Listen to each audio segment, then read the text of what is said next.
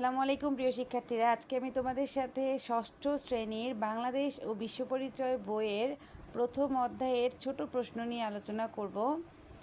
Reading থেকে বের করে আমরা কিছু গুরুত্বপূর্ণ ছোট প্রশ্ন আজকে বের করব। চলো শুরু করা যাক। প্রথম অধ্যায় হচ্ছে সমাজ বিবর্তনের ইতিহাস। এইখানে হচ্ছে দেখো, আমি এখানে কিছু লাইন দাগিয়ে রেখেছি। এখানে তোমার প্রশ্ন আসবে, সমাজ কি? মিলেমিশে থাকা একতাবদ্ধ মানবগোষ্ঠীকে বলা হয় সমাজ। সমাজ গঠনের প্রথম ধাপ কি? সমাজ গঠনের প্রথম ধাপ হচ্ছে পরিবার। তারপরে দেখো প্রশ্ন, ক্ষুদ্র থেকে বৃহৎ সমাজের উদ্ভব হয়েছে কিভাবে? উত্তর, পরিবার থেকে গোত্র, সম্প্রদায় ও জাতিগোষ্ঠীতে ছড়িয়ে পড়েছে মানুষ, এভাবে ক্ষুদ্র থেকে বৃহৎ সমাজের উদ্ভব হয়েছে। সাধারণভাবে সমাজের কয়টি বৈশিষ্ট্য বিদ্যমান ও কি কি? সাধারণভাবে সমাজে দুইটি বৈশিষ্ট্য বিদ্যমান। এর প্রথমটি হচ্ছে বহু লোকের সংঘবদ্ধভাবে বসবাস করা, আর দ্বিতীয়টি হচ্ছে সংঘবদ্ধতার পেছনে কোনো উদ্দেশ্য থাকা। তারপরে মানুষের জীবন কোন পরিবেশ দ্বারা প্রভাবিত? উত্তর, মানুষের জীবন প্রাকৃতিক ও ভৌগোলিক পরিবেশ দ্বারা প্রভাবিত। এরপরে হচ্ছে তোমার প্রশ্ন আসতে পারে, সিন্ধু নদের তীরে কোন সভ্যতা গড়ে উঠেছিল? উত্তর হবে সিন্ধু সভ্যতা। মিশরীয় সভ্যতা কোন নদীর তীরে গড়ে উঠেছিল? নীল নদের তীরে মিশরীয় সভ্যতা গড়ে উঠেছিল। টাইগ্রিস ও ইউফ্রেটিস নদীর তীরে কোন সভ্যতা গড়ে উঠেছে? টাইগ্রিস ও ইউফ্রেটিস নদীর তীরে মেসোপটেমীয় সভ্যতা গড়ে উঠেছে। বাংলাদেশের বেশিরভাগ অঞ্চলে যানবাহন কি এবং কেন? বাংলাদেশের বেশিরভাগ অঞ্চলে যানবাহন হচ্ছে নৌকা, লঞ্চ ও স্টিমার, কারণ বাংলাদেশ নদীমাতৃক দেশ। আচ্ছা, তারপর দেখো, ফরিদপুরের কি বিখ্যাত? ফরিদপুরের খেজুর গুড় বিখ্যাত। মুক্তাগাছার কি বিখ্যাত? মুক্তাগাছার মন্ডা বিখ্যাত। টাঙ্গাইলের কি বিখ্যাত? টাঙ্গাইলের শাড়ি বিখ্যাত। সুন্দরবনের কি বিখ্যাত? সুন্দরবনের মধু বিখ্যাত। সিলেটের কি বিখ্যাত? সিলেটের শীতল পাটি প্রভৃতি বিখ্যাত। ওইসব এলাকায় ভৌগোলিক পরিবেশের সাথে এইগুলো হচ্ছে সম্পর্কিত। তারপর হচ্ছে এখানে দেখো, কালের সুদীর্ঘ যাত্রাপথে সমাজের পরিবর্তনকে কয়টি ভাগে ভাগ করা যায় ও কি কি? তো উত্তরটা হবে, কালের সুদীর্ঘ যাত্রাপথে সমাজের পরিবর্তনকে 6টি ভাগে ভাগ করা যায়। এগুলো হচ্ছে শিকার ও সংগ্রহভিত্তিক সমাজ, উদ্যান কৃষিভিত্তিক সমাজ, পশুপালন সমাজ, কৃষিভিত্তিক সমাজ, শিল্পভিত্তিক সমাজ ও শিল্প বিপ্লব পরবর্তী সমাজ। আচ্ছা, এরপরে হচ্ছে মানব সমাজের আদিমতম রূপ কোনটি? শিকার ও খাদ্য সংগ্রহভিত্তিক সমাজ হচ্ছে মানব সমাজের আদিমতম রূপ। আদিম সমাজের প্রধান কাজ কি ছিল? ফলমূল সংগ্রহ, পশু পাখি ও মৎস্য শিকার ছিল আদিম সমাজের প্রধান কাজ। তারপরে দেখো, মেয়েরা ও পুরুষরা আদিম সমাজে কি কাজ করত? মেয়েরা ফলমূল সংগ্রহ করত আর পুরুষেরা শিকার করত।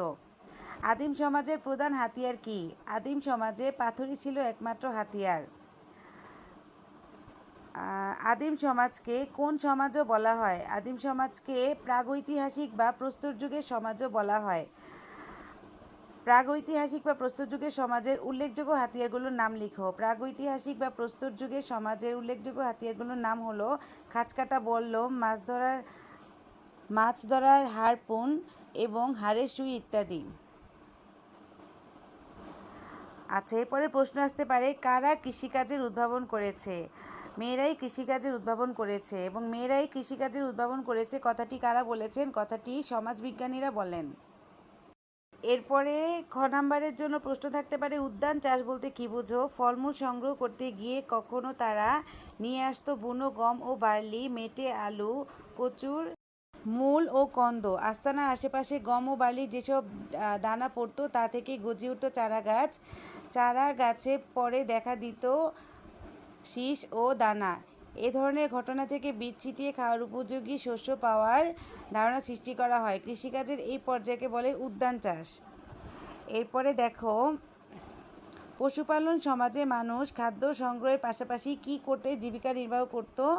পশুপালন সমাজে খাদ্য সংগ্রহের পাশাপাশি মানুষ পশুপালন করে জীবিকা নির্বাহ করত। তাদের বিশ্বস্ত প্রহরী ও শিকারের সঙ্গী কে ছিল? কুকুর ছিল তাদের বিশ্বস্ত প্রহর আর শিকারের সঙ্গী। কোন সমাজে মুদ্রার প্রচলন হয়নি? পশুপালন সমাজে মুদ্রার প্রচলন হয়নি। পশুপালন সমাজে কিসের উদ্ভব ঘটে? পশুপালন সমাজে দ্রব্য বিনিময় প্রথার উদ্ভব ঘটে। তারপরে দেখো কোথায় মধ্যযুগের শেষ দিকে বিজ্ঞানের গুরুত্বপূর্ণ উন্নয়ন ঘটে। ইউরোপে মধ্যযুগের শেষ দিকে বিজ্ঞানের গুরুত্বপূর্ণ উন্নয়ন ঘটে। ইউরোপে মানুষ কি আবিষ্কার করে? ইউরোপের মানুষ আবিষ্কার করে প্রাচীন গ্রিস এবং রোমের জ্ঞান বিজ্ঞানের ঐতিহ্য। ইউরোপের নবজাগরণ বা রেনেসা নামে কি রেনেসা বলতে কি বোঝো? ইউরোপের মানুষ আবিষ্কার করে প্রাচীন গ্রিস ও রোমের জ্ঞান বিজ্ঞানের ঐতিহ্য। এটি ইউরোপের নবজাগরণ বা রেনেসা নামে পরিচিত। কত সালে কে আমেরিকায় পৌঁছান? 1492 সালে কলম্বাস পৌঁছে গেলেন আমেরিকায়। তারপরে দেখো কত সালে নিউটন তুলে ধরলেন তার যুগান্তকারী আবিষ্কার মাধ্যাকর্ষণ? 1687 সালে নিউটন তুলে ধরলেন তার যুগান্তকারী আবিষ্কার মাধ্যাকর্ষণ। কত শতকে ইংল্যান্ডে বাষ্পচালিত ইঞ্জিন আবিষ্কার হয়? 18 শতকে ইংল্যান্ডে বাষ্পচালিত ইঞ্জিন আবিষ্কার হয়। বাষ্পচালিত ইঞ্জিন আবিষ্কারের ফলে কি হয়? বাষ্পচালিত ইঞ্জিন আবিষ্কারের ফলে উৎপাদন ব্যবস্থায় বিপ্লবের সূচনা হয়।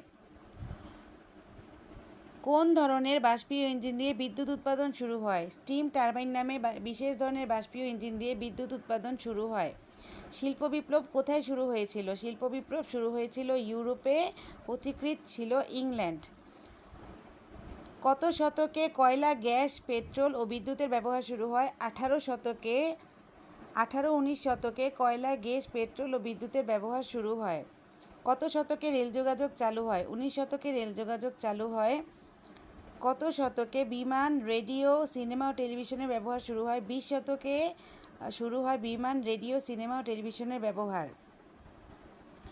বিশ্বায়ন বলতে কি বোঝো?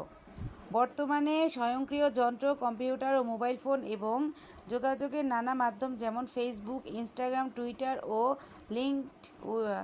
লিঙ্কডইন পৃথিবীর মানুষকে অনেক কাছাকাছি নিয়ে এসেছে। বলা হচ্ছে সমস্ত পৃথিবী একটা গ্রামে পরিণত হয়েছে। এই প্রক্রিয়াকে বলে বিশ্বায়ন। কুমিল্লার কোথায় কোথায় বাঙালির প্রাচীন বসতির নিদর্শন পাওয়া গেছে? কুমিল্লার লালমাই, নরসিংদীর ওয়ারী বটেশ্বর এবং চট্টগ্রাম ও সিলেট অঞ্চলে বাঙালির প্রাচীন বসতির নিদর্শন পাওয়া গেছে।